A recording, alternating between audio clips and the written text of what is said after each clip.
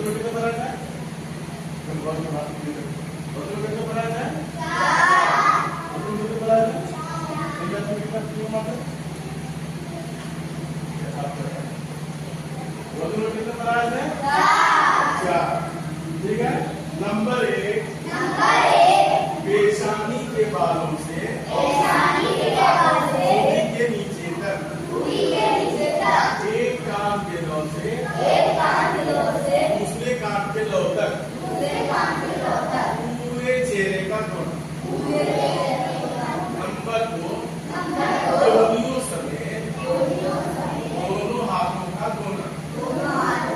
Number 3 चौथाई sir का बसा करना। नंबर 4 कपड़ों समेत दोनों पाँव का कोना। अब जब हम चेहरा धुलेंगे तो चेहरे के अंदर ये आंख है, ये नाक है। अगर इसमें से एक बाल पे बराबर तो सूखा रहेगा तो हमारे नहीं होगी। उसी तरीके से हाथ धुलेंगे धोनी से लेकर के यहाँ तक धुली तक।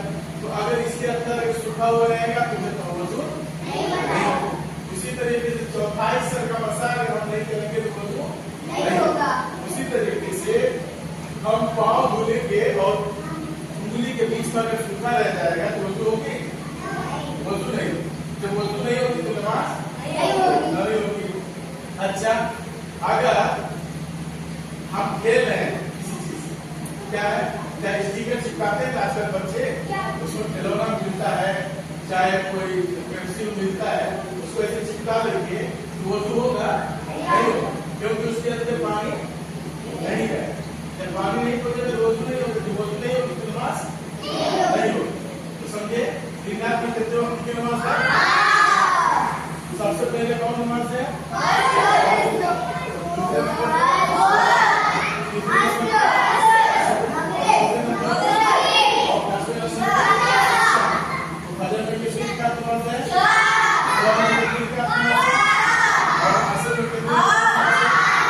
और मगरिब में कितने